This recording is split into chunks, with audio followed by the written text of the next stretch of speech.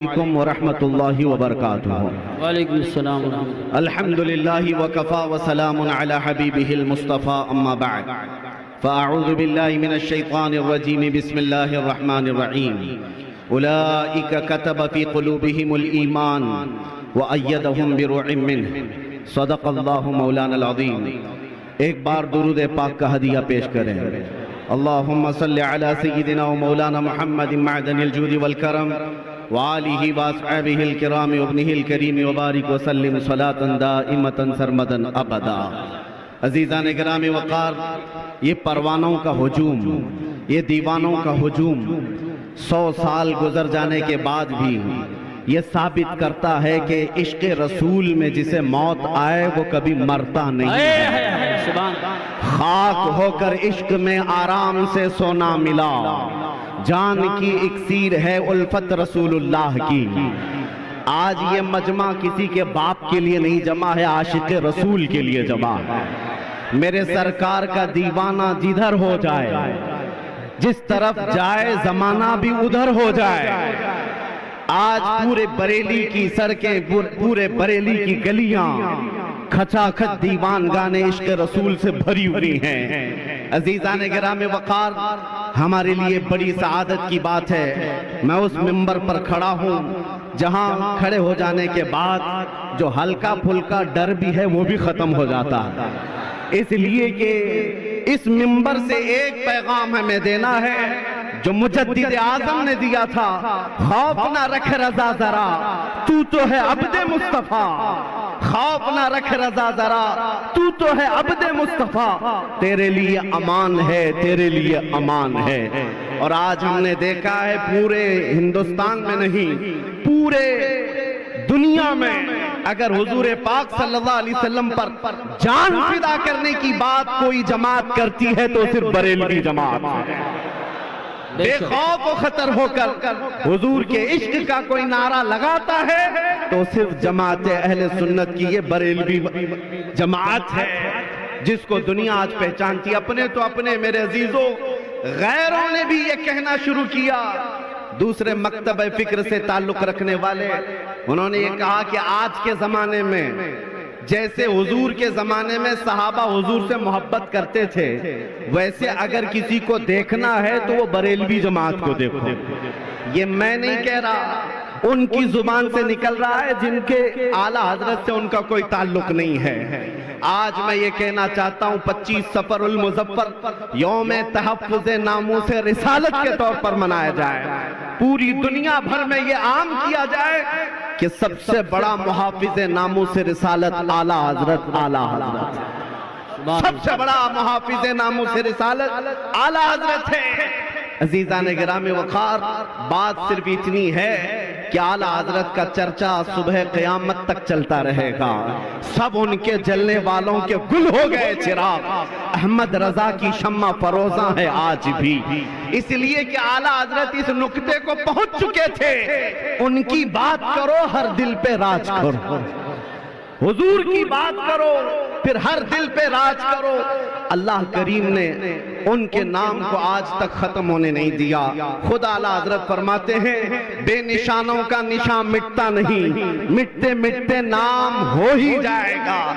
آج پوری دنیا میں نے دیکھا ہے، مصر کی سرزمین پر ایک مولوی صاحب آئے ہوئے تھے اور ان کا اعلیٰ حضرت سے بڑا تنقیدانہ مزاج تھا، بار بار تعلیمات اعلیٰ حضرت پر وہ تنقید کرتے نظر آتے، لیکن مصر کے جامعہ ازہر کے ایک بڑے استاذ کے پاس بیٹھک ہوئی، مولوی صاحب بھی آئے تھے، اس استاذ گرامی نے ان سے پوچھا آپ ہندوستان سے ہیں؟ کہا ہاں۔ کہا آپ بھی بریلوی جماعت سے ہیں؟ جواب کیا دیتے؟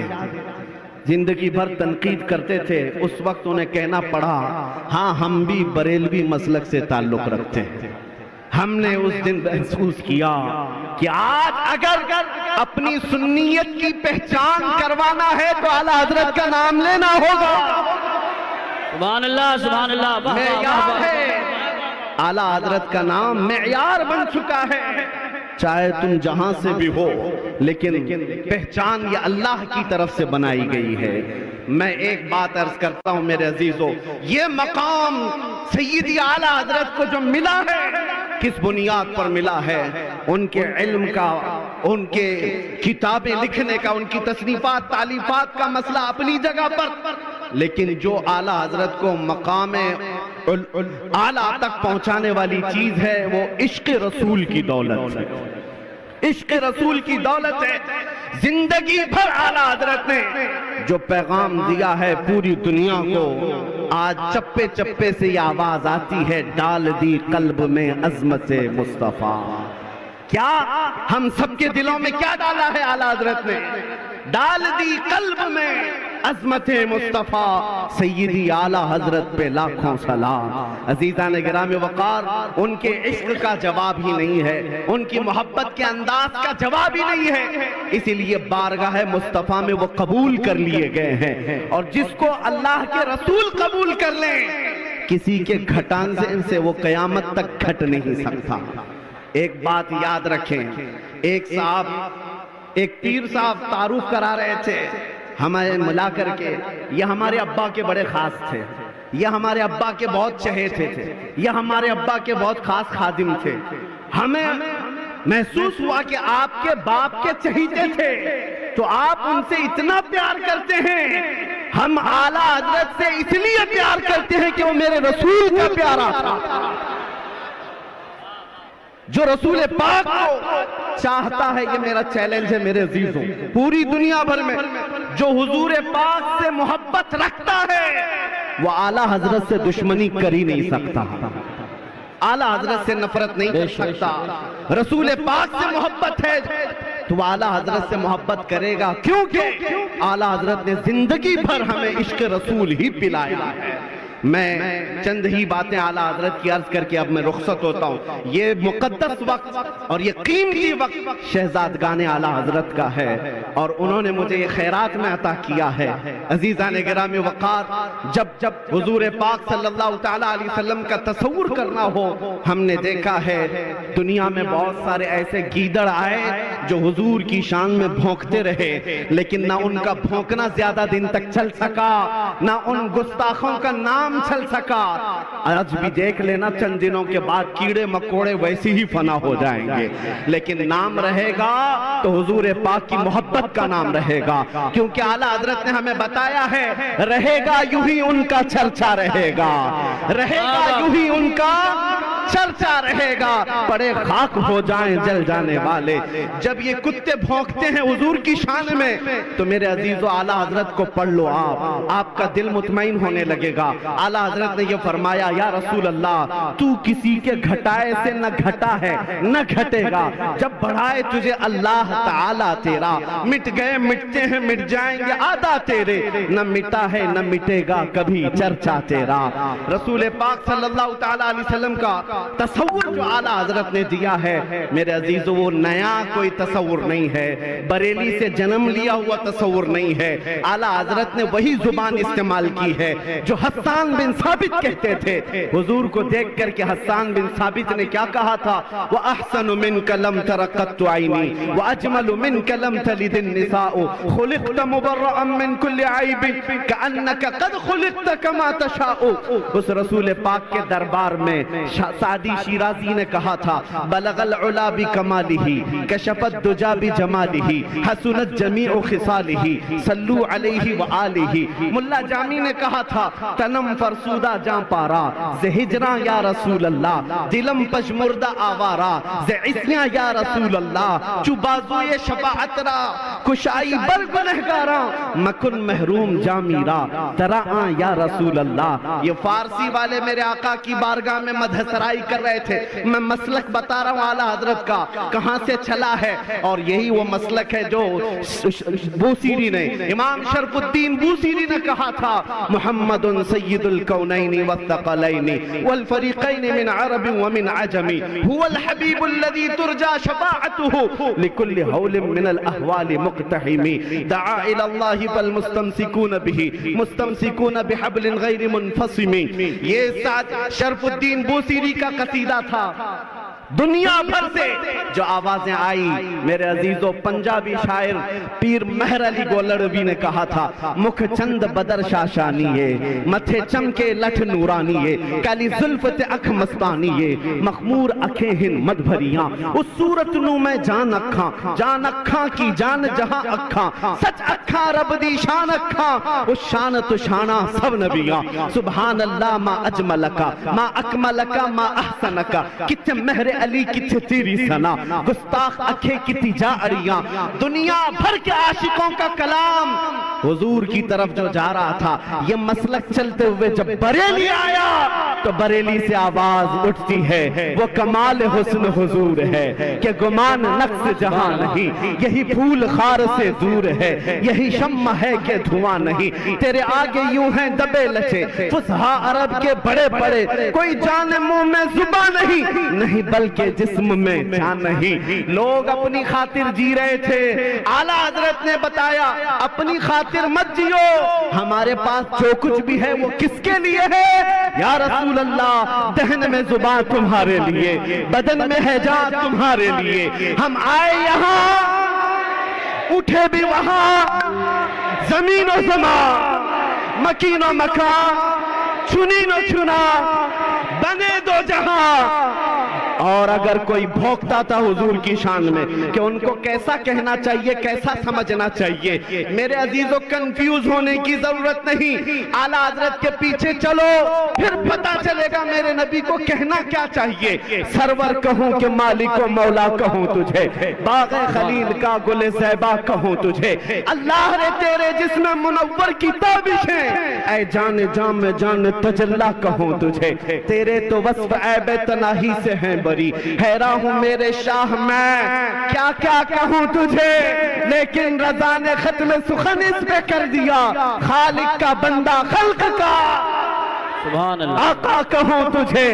آخری میرا میسج سنو اے سنیو، آج کے بعد سے یہ عہد کر کے چلو، تمہارا کوئی ایرا غیرہ نتھو خیرہ مددگار نہیں بن سکتا، تمہارا مددگار صرف مدینے کا تاجدار ہے۔ اسی لیے اعلیٰ حضرت نے کہا آج لے ان کی پناہ، آج مدد مانگ ان سے، کل نہ مانیں گے قیامت میں اگر مان گیا، انہیں جانا انہیں مانا، نہ رکھا غیر سے کام، للہ الحمد میں دنیا سے مسلمان گیا۔ یاد رکھو اس کے آگے ہاتھ مت پھیلانا، کوئی اگر ایک لالی پاپ دے دیا تو برسوں تک تجھے ستائے گا بھی، پریشان بھی کرے گا، ایرے غیرے کے ہاتھ میں ہاتھ نہ دینا، حضور کے ہاتھ میں ہاتھ دو، میرے آقا نہ یہاں تمہیں چھوڑیں گے، نہ قبر میں نہ حشر میں۔ اسی کو بریلی کے امام کہتے ہیں کون دیتا ہے دینے کو منہ چاہیے، ارے دینے والا ہے سچا، دینے والا ہے سچا۔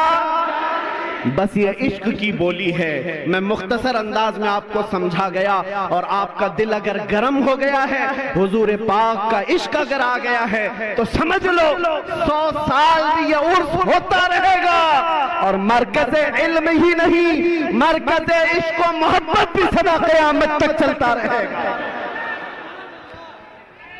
سبحان اللہ، ماشاءاللہ۔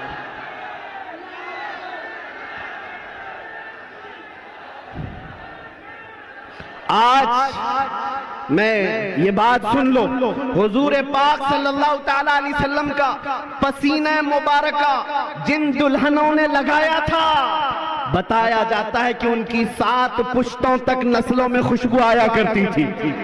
روایت یہ ملتی ہے حضور کا پسینہ مبارکہ جسے لگایا گیا ان کے بدن میں زندگی بھر خوشبو آتی رہی۔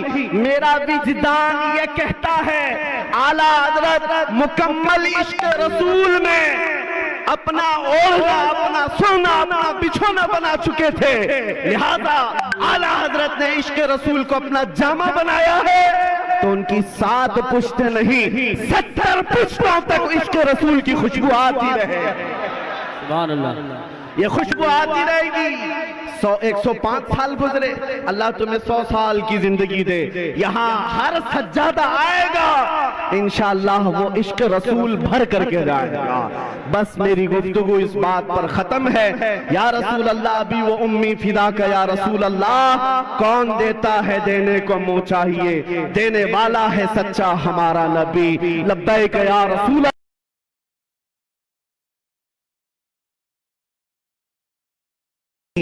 اور اس کے 500 سال بعد آ کر اس فارمولے پر تحقیق کی گئی اور اس کے بعد ایروپلین بنایا گیا. دنیا کو ہواؤں میں اڑنے کا انداز بھی ایک عالم دین نے دیا تھا, ایک نوجوان سائنسدان نے دیا تھا.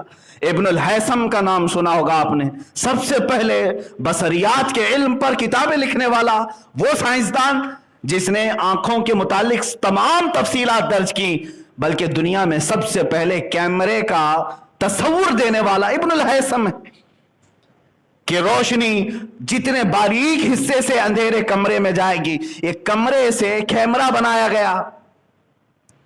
ابن الہیثم کون ہے؟ ایک مسلم سائنسدان. اتنا ہی نہیں, ابو بکر رازی یہ وہ طبیب ہے جو پوری دنیا کا فاؤنڈر ہے.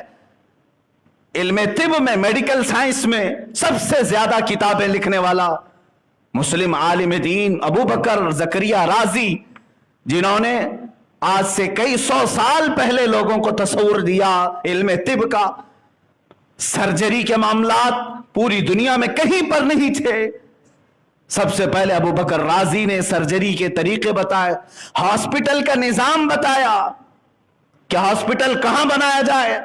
بغداد میں انہوں نے خلیفہ سے کہا کہ گوشت کے ٹکڑے کاٹ کر کے ہر محلے پر لٹکائے جائیں, ایک ایک لکڑی میں لٹکائے گئے 10-12 محلوں میں, اور 3 دن کے بعد وہ نکالنے لگوائے.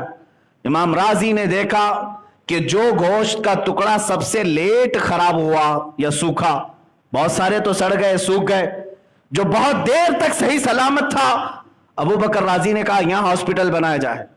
کہا کیوں؟ کہا یہاں کی آب و ہوا جسم کو جلدی خراب نہیں ہونے دیتی, مریض کو ایسی جگہ رکھا جائے جہاں کی آب و ہوا اس کے جسم کو سلامت رکھے. یہ کانسیپٹ کس نے دیا تھا؟ ابو بکر رازی نے, جب ان کی عمر 33 سال کی تھی. 33 سال کی عمر میں بڑے سے بڑی دنیا کو انہوں نے فارمولے پیش کیے. ایک دو نہیں میرے عزیزو, ابن ساعتی, لقب ساعتی خراسانی, ایک مشہور سائنسدان مصر کے رہنے والے, اور آج سے تقریباً 1200 سال پہلے کی بات بتا رہا ہوں, خلیفہ ہارون رشید کے زمانے, تب اس سائنسدان نے ہاتھ کی گھڑی ایجاد کی اور پورا پلانٹ سسٹم دیکھنے کا طریقہ ایجاد کیا. سیارے گردش کہاں کرتے ہیں, گریویٹی سسٹم جو بعد میں نیوٹن کے لیے پیش کیا گیا, یہ سب سے پہلے مسلم عالم دین نے پیش کیا, کشش ثقل جس کو کہتے ہیں. اور سب سے پہلے ابو بکر رازی ہی ہیں جنہوں نے کیمیکل کی دنیا میں سب سے پہلے ایسیڈ تیار کیے, سلفورس ایسیڈ جو آج کیمیا میں بنیاد کی حیثیت رکھتا ہے. یہ تمام چیزیں دنیا کو دینے والے وہ مسلم سائنسدان تھے. میرے عزیزوں, میں ان کی مثالیں صرف اس لیے پیش کر رہا ہوں کہ دنیا میں یہ ترقیات اور دنیا میں جینے کے سلیقے اسلام نے اور مسلمانوں نے دیے, آج پورا کا پورا پلٹ دیا گیا اور تمہیں اتنا پیچھے دھکیل دیا گیا کہ آج دنیا تمہیں تہذیب سکھانے آ رہی ہے. آج تمہیں مینجمنٹ ڈیولپ کرنے کے لیے طریقے سکھائے جا رہے ہیں, اور بہت ساری چیزیں ایسی ہیں کہ غلامی کے انداز میں تم سیکھنے کے لیے غیروں کے دربار میں جا رہے ہو. اے میرے عزیزو, آج سب سے بڑا جو ہمارے پاس نقصان ہوا ہے وہ ہمارے بچوں کو ہمارا ماضی نہ پڑھانا, ہماری تاریخ نہ پڑھانا. چند سال اور تم اس طرح آنکھ بند کر کے بیٹھے رہو, تب اس کے بعد بچوں کا حال یہ ہوگا, یہ مسلم سائنسدان تو بھلا ہی دیے گئے ہیں, یہ تو کہاں معلوم ہے, اچھے اچھے لوگوں کو نہیں معلوم, یہ تو بھلا ہی دیے گئے ہیں. اولیاء کرام بھی بھلا دیے جائیں گے, تاریخ ختم کی جائے گی, اور چند دنوں کے بعد میں بارہ یہ کہتا ہوں شاید بچے بعد میں یہ بھی پوچھیں گے محمد کس کا نام تھا. معاذ اللہ رب العالمین. جب اس طرح ہم تاریخ سے اپنی آنکھیں بند کر کے بیٹھے ہیں اور سارا کا سارا ہمارا وقت اسی موبائل انٹرنیٹ پر گزرے, جو فضول اور فحش چیزوں کو دیکھنے میں, اے میرے عزیز بچوں, آج اپنی زندگی کی قدر و قیمت سمجھو اور باز آ جاؤ. تم سے سوال ہوگا تمہاری جوانی کے متعلق. تم یہاں پر اللہ کی عبادت کے لیے بنائے گئے ہو, اسی چیز میں ابھی کھڑے نہیں اتر سکے, اسی میں بہت ساری چیزیں باقی رہ گئی ہیں. اسی لیے شاعر نے حضور اکرم صلی اللہ تعالی علیہ وسلم کی بارگاہ میں یہ ایک استغاثہ کے طور پر یوں کہا تھا، اے خاص اے خاصان رسول وقت دعا ہے، امت پہ تیرے وقت عجب آ کے پڑا ہے۔ جو پوری دنیا کو قیادت سکھانے کے لیے نکلا تھا اسلام، وہ آج اپنے ہی دیش میں غریب الغربا ہے۔ آج جتنے مسلم ممالک ہیں وہاں کی بھی حالات یہی ہیں کہ ان کے ہاں گیس ہے، پیٹرول ہے، ڈیزل ہے، نہ جانے کیا کیا معدنیات ہیں، لیکن نکالنے والے یورپین ہیں، امریکی ہیں، ان پر اجارہ داری پوری باہر کی کمپنیوں کی ہے۔ کیا ہم اس قدر آج علم سے اور اپنے مقصد زندگی سے بچھاڑ دیے گئے؟ اے میرے عزیزو، میں پڑھ رہا تھا یہودیوں کے متعلق، برسوں گزر گئے، 1400 سال ہو گئے میرے آقا صلی اللہ تعالیٰ علیہ وسلم کی تعلیمات کو۔ بعض علماء بھی اس کو ریجیکٹ کرتے ہوئے آج الگ انداز سے بولنے کی کوشش کرتے ہیں۔ حضور نے فرمایا تھا اپنے بچوں کو نشانہ بازی سکھاؤ، تیر اندازی سکھاؤ۔ حضور اکرم صلی اللہ تعالیٰ علیہ وسلم کی حدیث میں انہیں گھڑ سواری سکھاؤ، تیر اندازی سکھاؤ، اور ایک حضور اکرم صلی اللہ تعالیٰ علیہ وسلم کا حکم ہے کہ یہ 3 چیزیں سکھانے کے لیے فرمایا گیا۔ اب کے بعد جب یہ بات کہی جائے تو یہ گھوڑوں کا زمانہ نہیں ہے، مرسیڈیز کار کا زمانہ ہے، اب تیر اندازی کا زمانہ نہیں، اب تو بم بارود پیٹرول میزائل کا زمانہ ہے۔ ٹھیک ہے، جدید دنیا میں تم یہ جواب تو دے سکتے ہو، لیکن آج ہی کی بات میں بتاؤں، اسرائیل میں آج بھی یہودیوں کو دیکھا گیا وہاں پر 6 سال کے بچے کو کمپلسری نشانہ بازی سکھائی جاتی ہے، جبکہ ان کو معلوم ہے یہ زمانہ تیر اندازی کا نہیں، لیکن نشانہ بازی کیوں سکھائی جا رہی ہے؟ گھڑ سواری آج بھی سکھائی جا رہی ہے اسرائیل میں، آج بھی۔ کیا انہیں نہیں معلوم وہی کاروں کی ایجاد کرنے والے لوگ ہیں بہت سارے؟ عزیزان گرامی وقار، میں نے یہ محسوس کیا دنیا کی دوسری قومیں میرے نبی کے فرمان کے مقاصد سمجھ گئی اور وہ حل کرنے پر اپنے بچوں کو آمادہ کر لیا، اور ہم ترقیات کے نام پر اپنے ہی نبی کے فرامین کو پیچھے چھوڑتے چلے گئے۔ میں نے شاید اس سے قبل بھی آپ سے کہا تھا، ایک عورت جب حاملہ ہو جائے اسرائیل میں تو 9 مہینے اس کی نگرانی کے لیے بجٹ پاس ہوتا ہے، حاملہ عورتوں کے لیے بجٹ پاس کیا جاتا ہے گورنمنٹ کی طرف سے۔ 9 مہینے وہ کیسے گزارے گی؟ اسے میتھمیٹکس کے ٹف فنڈے دیے جاتے ہیں حل کرنے کے لیے کہ عورت ان میں اپنا وقت صرف کرے، اس کے پیٹ میں پلنے والا بچہ ذہین پیدا ہوگا۔ عورت کو حساب میں پورا دن گزارنے کے لیے کہا جاتا ہے، بہت ساری چیزیں، اور جب پیدا ہوتا ہے بچہ اس وقت سے اس کی پلاننگ، ماسٹر پلاننگ ہوتی ہے۔ ہر یہودی بچہ بزنس مین بنے، ہر یہودی بچہ ٹاپ انجینئر بنے، یہ تمام چیزیں انہوں نے اپنے بچوں کے ساتھ کیا، اسی لیے مٹھی بھر ہو کر پوری دنیا پر حکمرانی کے خواب سوچتے۔ عزیزان گرامی وقار، آج ہمارے پاس صرف اور صرف ایک آپشن رہ گیا کہ ان بچوں کو جو تم نے آوارہ چھوڑ دیا ہے، بیکار اور عبث چھوڑ دیا، یا پھر جو نوجوانوں نے اپنے آپ کو سمجھ لیا کہ ہم بیکار ہیں، عبث ہیں، وہ واپس آ جائیں۔ اللہ نے تمہیں بیکار نہیں بنایا، فضول نہیں بنایا، تمہاری جوانی عیاشیوں کے لیے نہیں ہے میرے عزیز، تمہاری جوانی صرف اور صرف گیم کے لیے نہیں ہے۔ وہ اپنے بچوں کو اصلی گیم کھلا رہے ہیں، میزائل پکڑا کر کے، بندوق پکڑا کر کے، تیر پکڑا کر کے، اور تمہیں موبائل میں مصروف کر کے رکھ دیا۔ تم پب جی میں رہو اور ہم حقیقی میدان میں رہیں گے، تم اسی میں لڑتے رہو اور وہ اپنے بچوں کو حقیقی میدان میں لے آئیں گے۔ آج میں نے یہ دیکھا کہ چند دنوں پہلے ایک بھڑکاؤ بھاشن کرنے، ویسے تو ہمیں یہ کہتے ہیں ہندوؤں میں، ایک سوامی کہہ رہا ہے کہ ہر بچے کو آپ ہتھیار دو، ہر بچے کو ہتھیار دو۔ کیا آپ کو ہندوستانی نظام کے ڈپارٹمنٹ پر نہیں بھروسہ ہے؟ ہم نے تو کبھی اپنے بچوں کے متعلق اس طرح کی باتیں نہیں کی، لیکن وہ تمام چیزیں کھل کر کے اس بات کو کر رہے ہیں، کہہ رہے ہیں۔ صرف اس لیے میرے عزیزوں کے الرٹ رکھنا چاہتی ہے ہر قوم اپنے بچوں کو۔ آج میں بھی آپ سے یہی گزارش کرنا چاہوں گا، اٹھو وگرنہ حشر نہ ہوگا پھر کبھی، دوڑو کے زمانہ اپنی چال چل گیا، دوڑو کے زمانہ چال اپنی چل چکا۔ میرے عزیزوں، اپنے بچوں اور اپنے جوانوں کے وقت کو برباد ہونے سے بچاؤ، इनके जाया होने से बचाओ। बहुत सारी तारीखें हमारे पास मौजूद हैं। हिंदुस्तान में आकर के तारीख रकम करने वाले सुल्तान सैयद सालार मसूद गाजी रहमतुल्लाह ताला अलैह का नाम सुना होगा। बहराइच शरीफ के एक बुजुर्ग हैं जिनके मुतालिक आला हजरत फरमाते हैं हर 50 मिनट पर वहां पर हजरत खिजर अलैहिस्सलाम की हाजिरी देखी गई है। ये वो सालार मसूद गाजी जो ख्वाजा गरीब नवाज से पहले हिंदुस्तान आए थे और अपनी जिंदगी कुर्बान,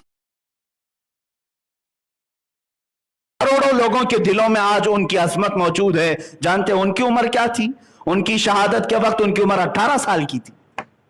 18 साल की उम्र, और सुल्तान सालार मसूद गाजी सुल्तानुल औलिया बन गए। शहीदों में बड़ा आला मकाम है। इसलिए जवानी अगर किसी ने अपने सही तरीके से इस्तेमाल किया तो अल्लाह तबारक व तआला उसे हमेशा लोगों के दिलों में जिंदा रखता है। मौला करीम हम सबको हमारी जिंदगी को बेकार होने से महफूज फरमाए। व आखिर दावाना अनिल हम्दुलिल्लाहि रब्बिल आलमीन।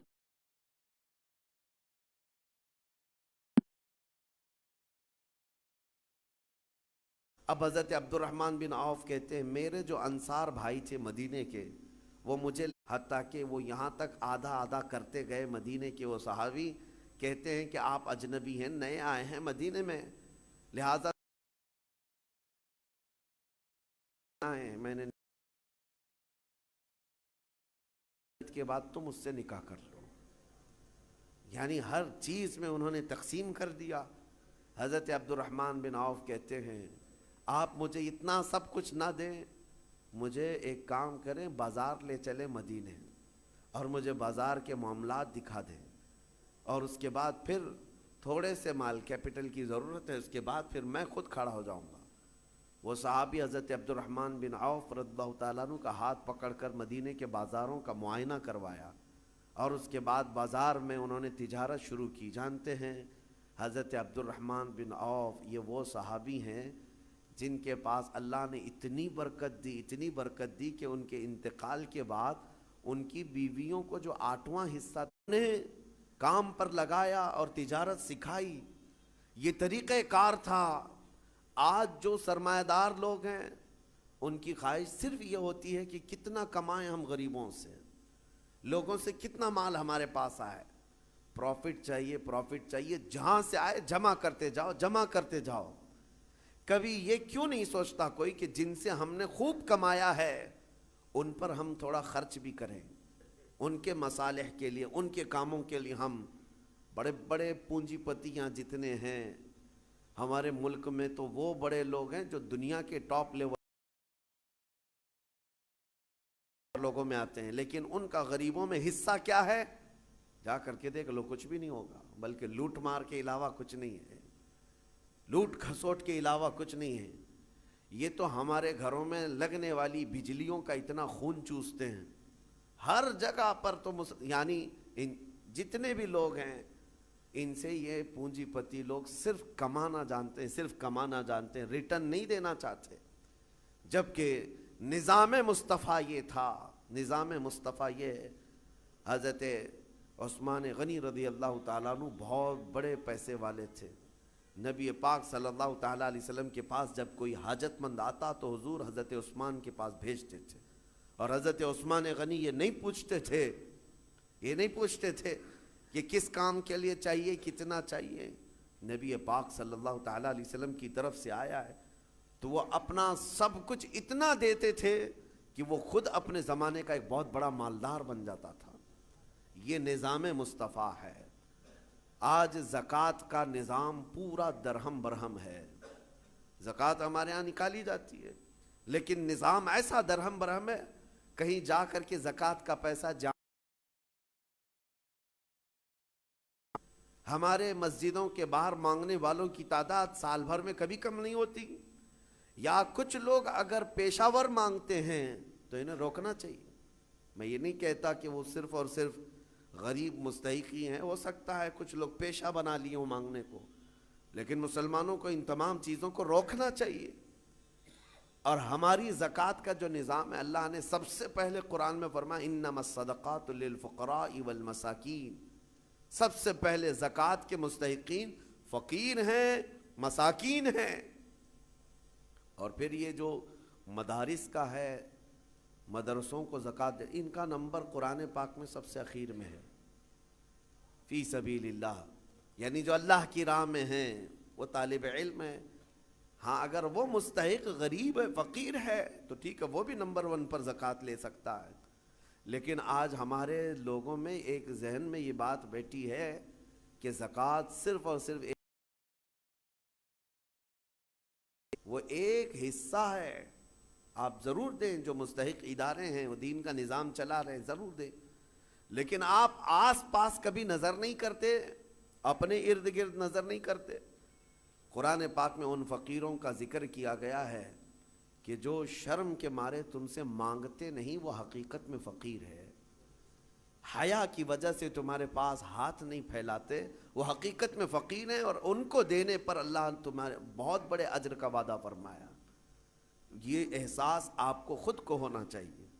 मैं आज एक मिसाल दूँ, नबी पाक सल्लल्लाहु ताला अलैहि वसल्लम का जो निज़ाम है, सैयदना उस्मान गनी रज़ी अल्लाह ताला अन्हु का जो माल था, हैरत होती है, आज भी मदीने तैयबा में हज़रत उस्मान गनी का अकाउंट चल रहा है, आज भी उनके बैंक का खाता चल रहा है। 14 सदियाँ गुजर गई, उनके नाम की जायदाद आज भी मौजूद है, उनका बागीचा, उनका कुआं जो उन्होंने ख़रीद करके वक़्फ़ किया। जिसके पास माल है वो अगर अपने सरमाए को रिटर्न कौम तक पेश करता है तो इसका मतलब ये नहीं है कि उसका सरमाया कम हो जाएगा। तारीख की सच्चाइयाँ बता रही हैं, 14 सेंचुरियाँ गुजर गई लेकिन उनके माल में अभी भी कमी नहीं है। मदीने तैयबा में उनके नाम की पूरी होटल भी है, वक्फ उस्मान बिन अफ़्फ़ान। हज़रत उस्मान गनी रज़ी अल्लाह ताला अन्हु के वक्फ की हुई चीज़ें आज भी मदीने में मौजूद हैं और सरमाया कमा रही हैं, आज भी कमा रही हैं। मदीने तैयबा में जब हुजूर तशरीफ़ लाए, हालात क्या थे? एक ही कुआं था मीठे पानी का, और वो भी यहूदी के कब्ज़े में था, वो पानी बेचता था, तो पानी बेचा जाता था। जाहिर सी बात है, ये इस्तेहसाल आज भी कुछ लोग करते हैं। जब ज़रूरत की चीज़ें नहीं मिलती मार्केट में तो कुछ मालदारों के पास ये चीज़ें होती हैं, और वो लोगों को जो 10 रुपये की वो 100 रुपये में बेचते रहते हैं। ये एहतिकार इस्लाम में नाजायज़ व हराम है। लोगों की मजबूरी का फ़ायदा उठाना, जब तुम्हारे लिए ज़रूरत थी, ये 5 रुपये का मास्क जो है 50 रुपये में भी बेचा जा रहा था, क्योंकि अब लोगों को ज़रूरत थी। तो लोगों की ज़रूरत को देख करके उसका मुनाफा बढ़ा देना और लोगों की मजबूरी का फ़ायदा उठाना, इस्लाम इसकी कभी इजाज़त नहीं देता। जब मदीने तैयबा में आए, एक यहूदी सबको पानी बेच रहा है, पीने का पानी। सहाबा जो गरीब थे हुजूर की बारगाह में आए, अर्ज़ किया कि या रसूल अल्लाह सल्लल्लाहु अलैहि वसल्लम, इतनी गरीबी है कि हम पानी खरीद। ताला अलैहि वसल्लम ने ऐलान फरमाया, कोई है हम में से जो उस कुएं को ख़रीद करके अल्लाह की रज़ा के लिए वक्फ़ करे और मुसलमानों को पानी पहुँचाए, उसके लिए अल्लाह ताला जन्नत की पूरी नहर अता फरमाए। हज़रत उस्मान गनी खड़े हुए, माल वाले थे, पैसे थे, कहा कि या रसूल अल्लाह सल्लल्लाहु अलैहि वसल्लम मुझे इजाज़त दें, मैं ये सौदा करता हूँ। गए, लेकिन मानना भी तो चाहिए। जो मालिक है कुएं का उसके पास आया, यहूदी था, उससे कहा तो ये कुआं मुझे बेच दे, और रेट लगाना शुरू किया। कितना, जो था ही नहीं उस वक्त का रेट। आपने 1000 दिरहम से शुरू किया, 1000, 2000, 3000, 4000 दिरहम चांदी के सिक्के को कहते थे। 10,000 दिरहम पर भी लगाया, वो देने को तैयार नहीं हुआ। कहा नहीं, मैं बेचूंगा नहीं कुआं। फिर हज़रत उस्मान गनी ने एक रास्ता ही निकाला, कहा अच्छा ठीक है, तू नहीं बेचेगा, पार्टनरशिप में तो कर लेते हैं, आधा आधा कर लेंगे, तू आधा मालिक मैं आधा मालिक, एक दिन तू बेच एक दिन मैं बेचूंगा, तो मेरे पास ही रहेगा, पार्टनरशिप में ले लूंगा। 12,000 दिरहम चांदी के सिक्के देकर हज़रत उस्मान गनी ने कुएं की आधी मलकियत अपने हासिल कर ली, आधी मलकियत ले ली। अब उसके बाद तय ये पाया था कि एक दिन यहूदी के कब्ज़े में रहेगा, एक दिन हज़रत उस्मान गनी के कब्ज़े में रहेगा। उसके कब्ज़े में जब है वो पानी बेचे, जब इनके कब्ज़े में हो तो ये पानी बेचे। हज़रत उस्मान ने आधा पार्टनरशिप में लिया اور مدینے میں آ کر اعلان کر دیا جسے پانی چاہیے وہ میری باری کے دن مفت میں لے جائے، جس کو اپنے پانی کی ضرورت ہے۔ مدینے کے غربا، مساکین اور سب اہل مدینہ حضرت عثمان کی باری کا انتظار کرتے، جس دن ان کی باری ہوتی سب پانی لے لیتے، اور جب یہودی کی باری ہوتی وہ مکھیاں مارتا بیٹھتا، کون خریدتا؟ جب پانی مفت میں تقسیم ہو رہا ہو تو پیسے دے کر اس سے کون لیتا؟ تو اس نے جو سودا کیا تھا پھر وہ عثمان چالاکی کر گیا، یہودی کہتا رہا، اور اس کے بعد کئی دن تک اس کے کنویں پر کوئی خریدار نہیں آتا۔ تو اب حضرت عثمان کے پاس وہ آیا اور کہا باقی آدھا بھی خرید لو، آدھے کی جو پارٹنرشپ چلا رہے ہو باقی آدھا بھی تم خرید لو۔ حضرت عثمان غنی اس وقت کہتے ہیں اب مجھے خریدنا نہیں ہے، پارٹنرشپ میں ہی چلیں گے، آدھے آدھے پر ہی چلیں گے۔ پھر حالات یہاں آئے کہ بہت اونے پونے اس یہودی کو چند سکوں پر، چند درہموں پر اپنا پورا کنواں دے کر جانا پڑا۔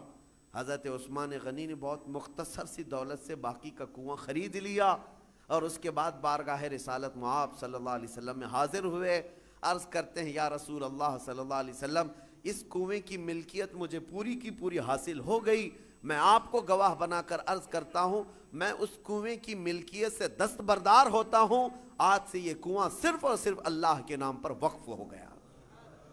جسے پانی چاہیے وہ کنواں آج بھی 1400 سال کے بعد پانی دے رہا ہے، مدینے میں آج بھی موجود ہے، پورے مدینے کو پانی پلایا۔ مدینے والے جب تک رہے پانی پیتے رہے، پورے خلفائے راشدین کا دور گزرا، صحابہ تابعین کا دور گزرا، نہ جانے کتنے بادشاہوں کا دور گزرا، وہ کنواں اسی طرح موجود ہے۔ آج کے دور میں بھی جا کر کے دیکھیں، پورا ایک محلہ ہے بیر عثمان نام سے مدینے میں۔ بیر عثمان کا مطلب ہوتا ہے عثمان کا کنواں، پورے محلے کا نام ہے۔ یہ میں آپ کو یہ کہنا چاہتا ہوں، اللہ نے اگر آپ کے پاس کوئی چیز دولت عطا کی، نعمت عطا کی، اس کو اگر مخلوق خدا پر ریٹرن کرتے ہو ختم نہیں ہوتا، مولا ہمیشہ کے لیے قائم فرما دیتا ہے۔ اور قرآن میں وَأَمَّا مَا يَنْفَعُ النَّاسَ فَيَمْكُثُ فِي الْأَرْضِ، جو لوگوں کو نفع دیتا ہے وہ زمین میں ہمیشہ برقرار رہتا ہے، لوگوں کو نفع دیتا ہے وہ زمین میں برقرار رہ جاتا ہے۔ آج کے اس ظالمانہ نظام کے خلاف میں بات کروں گا۔ اقوام متحدہ UN کی رپورٹ کے اعتبار سے، ابھی پچھلے سال کی بات کر رہا ہوں، 2022 میں تقریباً 53 کنٹریز ایسی ہیں جس میں 11.5 کروڑ لوگ صرف بھوک کی وجہ سے مرے ہیں۔ 11.5 کروڑ لوگ بھوک مری، یہ دنیا کا اتنا بڑا وہ ہے۔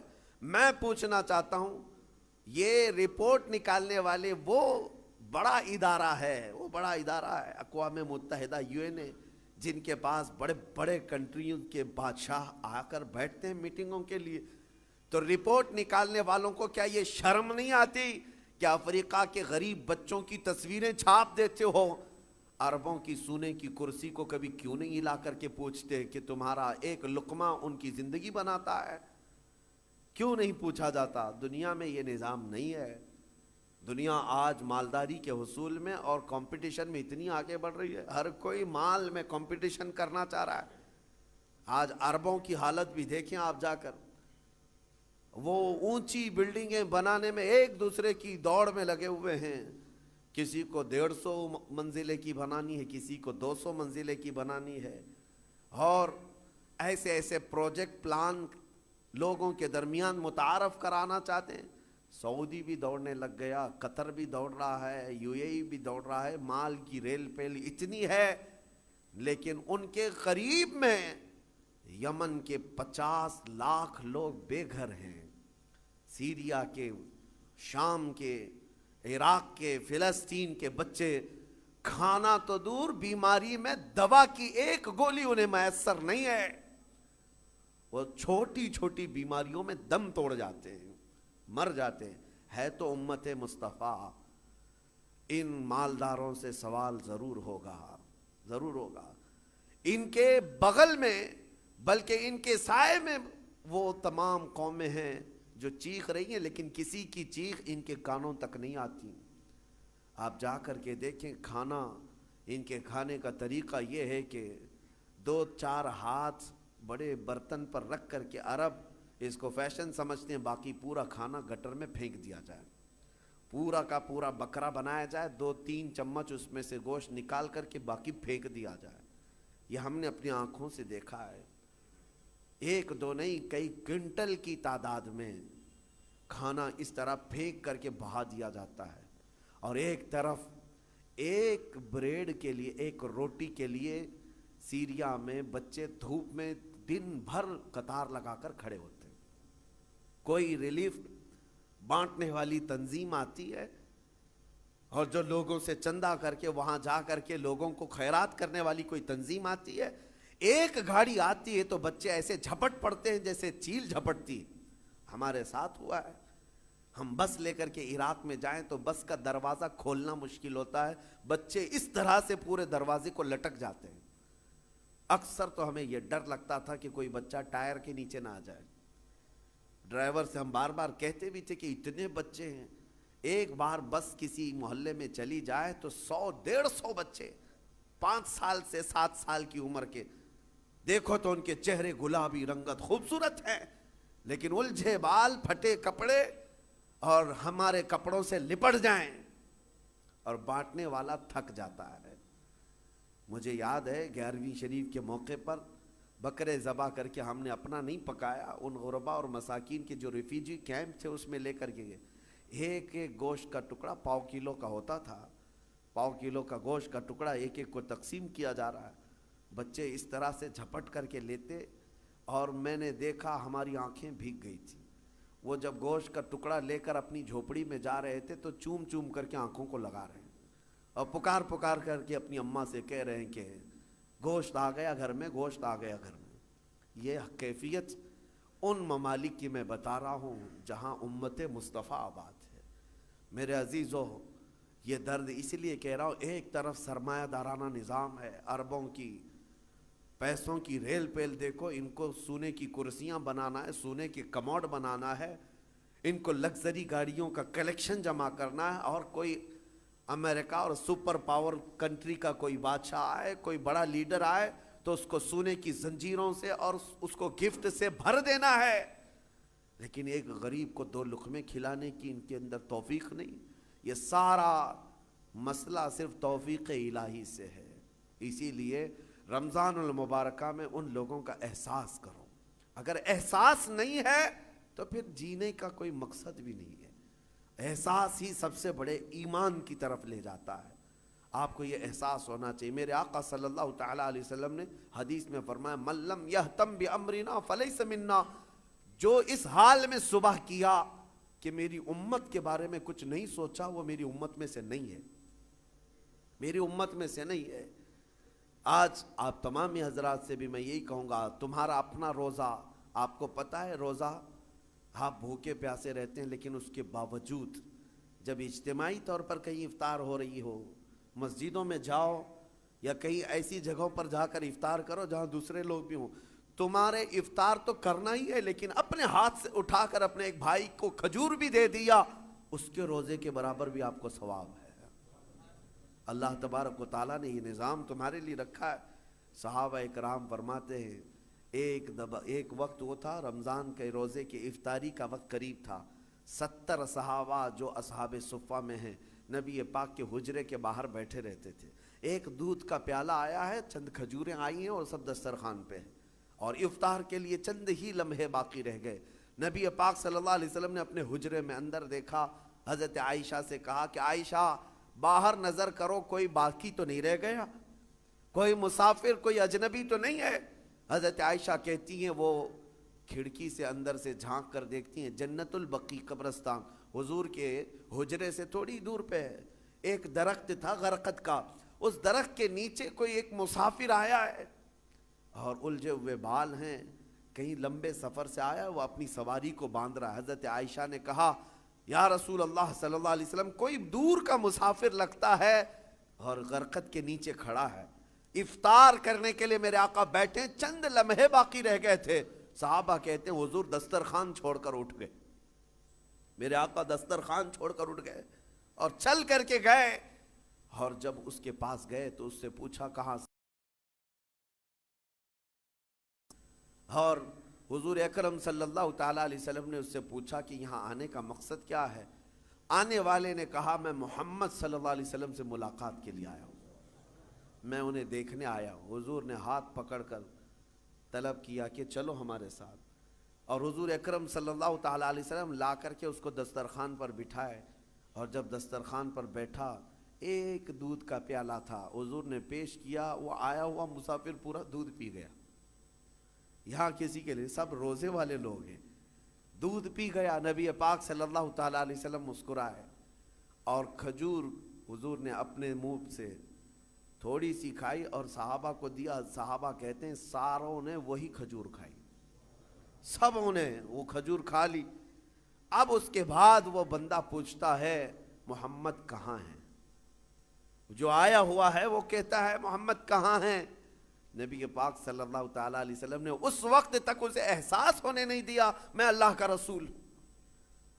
سب سے پہلے اس کا پیٹ بھر جائے، سب سے پہلے اس کی ضرورت پوری ہو جائے۔ پھر صحابہ نے کہا تیرا ہاتھ جس نے تھاما تھا وہی اللہ کا رسول ہے، وہی محمد عربی صلی اللہ تعالیٰ علیہ وسلم ہے۔ اے احساس ہے میرے عزیزو، آج اللہ تعالیٰ نے کوئی چیز تمہارے پاس دی ہے تو ذخیرہ اندوزی کے جرم میں کبھی مبتلا مت ہونا۔ ذخیرہ اندوزی کا مطلب یہ کہ خزانے جمع کرتے رہو کرتے رہو۔ قرآن کہتا ہے والذین یکنزون الذهب والفضة ولا ينفقونها في سبیل اللہ فبشرهم بعذاب علیم۔ اللہ فرماتا جو خزانہ جمع کر رہے ہیں، سونا چاندی ذخیرہ کرو ذخیرہ کرو، تمہیں جتنا جمع کرنا ہے جمع کرو، لیکن اس کا حق ادا نہیں کیا، اس کی زکوٰۃ نہ نکالی۔ اللہ فرماتا ہے اے حبیب ان لوگوں کو بشارت دے دیں دردناک عذاب کی۔ یوم یحمى علیہا فی نار جہنم فتکوی بہا جباہہم وجنوبہم وظہورہم ھذا ما کنزتم لانفسکم فذوقوا ما کنتم تکنزون۔ قیامت کے دن اللہ فرما رہا ہے اس دن آگ تپائی جائے گی جہنم کی، اور پھر یہ جو لوگ ذخیرہ اندوزی میں ملوث تھے ان کی پیشانیوں کو داغا جائے گا، ان کی پیٹھ کو داغا جائے گا، ان کے دونوں بازوؤں کو داغا جائے گا، اور پھر ان سے کہا جائے گا چکھو یہ تمہارا وہی مال ہے جس کو تم جمع کر کے سانپ کی طرح بیٹھے رہتے تھے۔ اگر اللہ نے دیا خوب جمع کرو، خوب حاصل کرو، لیکن اس کا حق بھی ادا کرو، اس کا حق ادا کرو۔ آج حالات ہمارے پوری امت کے لیے اس قدر دردناک ہیں۔ میں ایک ریکویسٹ کر کے اپنی گفتگو کو ختم کرتا ہوں۔ افطار روزانہ کرتے ہیں، دسترخوان پر بیٹھتے ہیں، تو جب کھجور اٹھائیں، ہو تو نہیں سکتا، ہماری طاقت نہیں ہے کہ ہم چل کر کے ملک شام پہنچ جائیں، چل کر کے ابھی ہم عراق پہنچ جائیں، چل کر کے ابھی ہم یمن چلے جائیں، لیکن دسترخوان پر کھجور اٹھا کر بارگاہ رب العزت میں یوں تو کہہ سکتے ہو مولا مجھے تو نعمتیں کھلا رہا ہے، تیرے حبیب کی امت میں چھوٹے بچے بھوک سے بلک رہے ہیں، اے اللہ تو نے مجھے کھجوروں کی نعمت دی ہے، اے کریم خدا ان پر تو اپنا خانے نعمت وسیع فرما دے، میرے حبیب کی امت پر تو رحم کی چادر پھیلا دے، ان کے آزمائش کے دنوں کو تو مولا اب ختم فرما دے۔ یہ دعا روزانہ افطار میں ضرور کر لینا۔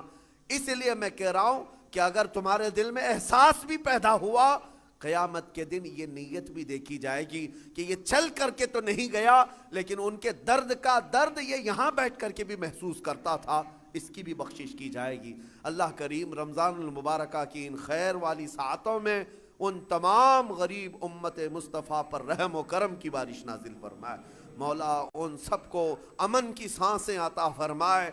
رب ذوالجلال اس پاک مہینے میں ان غربا اور یتیموں کو جن کے ماں باپ کا سایہ ان کے سروں سے اٹھ چکا ہے، جن کا کوئی حامی و مددگار نہیں، مولا تو ان کا حامی و مددگار بن جا۔ اے کریم خدا تو ان کا ناصر و وکیل ہے، اے اللہ غیب سے ان کے لیے اسباب پیدا فرما۔ وآخر دعوانا ان الحمد للہ رب العالمین۔ السلام علیکم۔